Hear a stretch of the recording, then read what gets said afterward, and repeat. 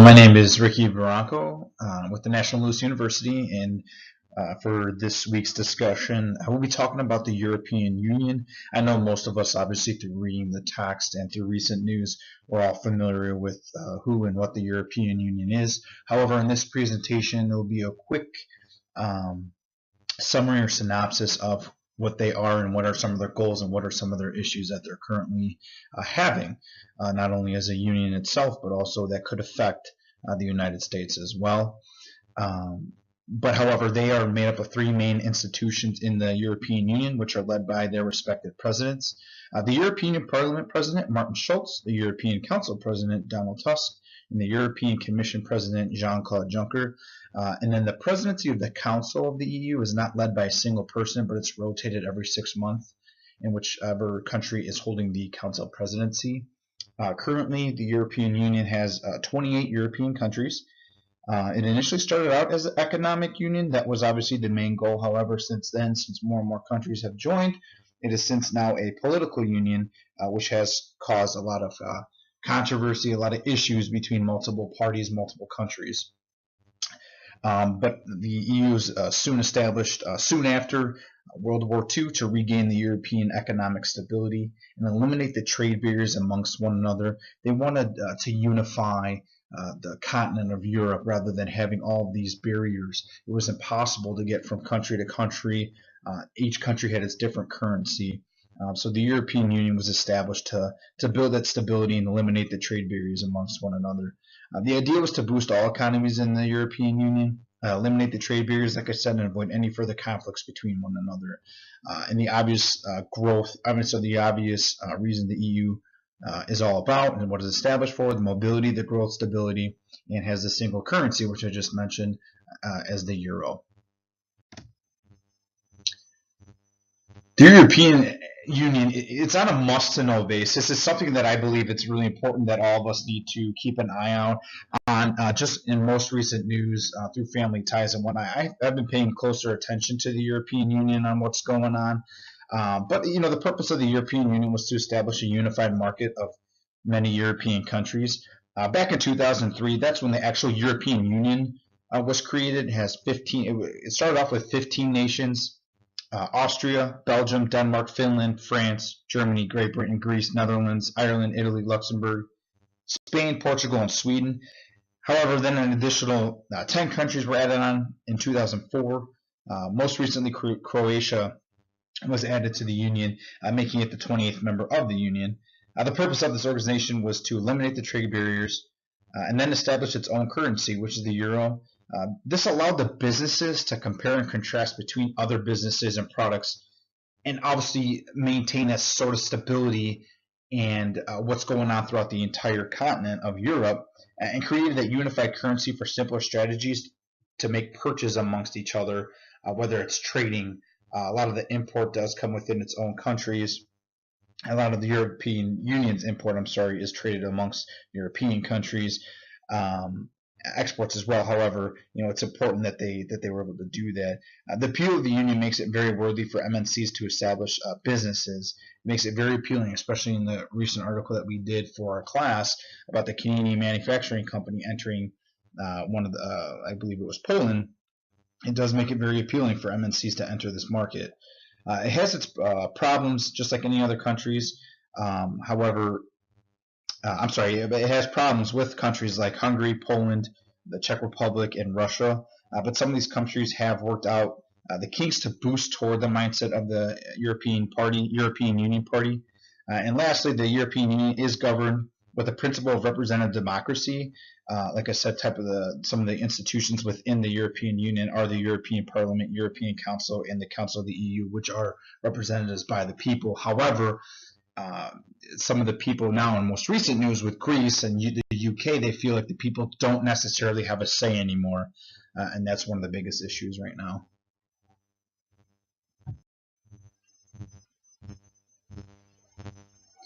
I know we had touched on some of the current activities and the controversies, but to go in a little bit more in depth, over recent years, the European Union has established a lot of dispute infighting over money in the budget. I would say that's probably the biggest problem, is the infighting.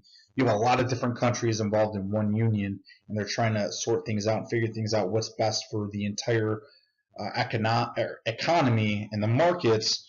But ever since the recession, it's fair to say that there is an economic downturn with the slow growth and presently a high unemployment rate. However, that is appealing to the MNCs such as the United States, Canada, Mexico, doesn't matter, to enter that market because you have a lot of people who are unemployed willing to work, and you could still pay lower labor wages and still produce a lot of product. Even certain political parties and leaders are deemed skeptical, which hurts the current relations between the infighting of the EU. The most prominent challenges of today, which we are all aware of, if you've been watching the news or social media sites, the terrorism threats and attacks. It's very sad, but we see this nonstop a lot in Europe. So they are working on security improvements and transportation improvements. One of the next scares is Russia's plans. We don't know necessarily what their objectives and strategies are. One of the biggest threats was when they had entered Ukraine. I know Russia is not, I don't want to say it doesn't cooperate, but it does not work closely with the European Union.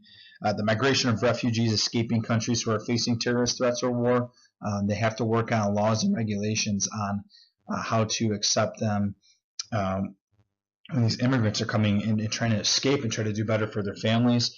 And then we have the Brexit issue as well as the Greek debt crisis, which we're all very familiar with Greece. It's probably one of the most recent events. The issue with Greece is that at one point they required a significant amount of financial assistance from the European Union. So what happened? A lot of countries got together and provided them some of that financial assistance, and unfortunately they're still in debt. They owe way too much money and they still need some help. So this caused a lot of tension between other members. Some were willing to provide finances for Greece, while others were not. Reason being, some were against helping them because of their economic position with the EU. They feel like they're not involved as they should, or they weren't handling their budget as they should have from the advice they received from the European Union. And many did not agree with Greece's decision making and strong ties with Germany. A lot of the issue has to deal with the slow economic growth, which causes frustration across the board. But Greece is by far at its lowest in regards to an economy. So other issues are leadership, increased acrimony, decreased solidarity, immigration laws and policies, the UK skepticism with the members of the European Union, whether they're in or out. This is the whole Brexit issue. The British exit from them is called the Brexit, meaning that the UK is working on membership agreements with the EU or they're out. So they either want in or they want out. Obviously, the EU does not want the UK to leave. However, that looks like it's going to be a possibility. So some of the most recent controversies and news with the EU, the European Union has a major role with many outside countries who need to watch and read about the European issues which have an impact on their own country. This is something that we need to pay attention to. We need to know what's going on. If you even look up other articles, you'll see that they're concerned about Donald Trump being our president. I'm not going to get into that. I don't care at this point. But what I'm just saying is like it matters about leadership and just how we should be watching them. They are watching us on what we're doing and what kind of decisions that we're making. So as I touch base a little bit on the significance of the rest of the world, yes, it has a major impact on the United States as a whole, as an economy.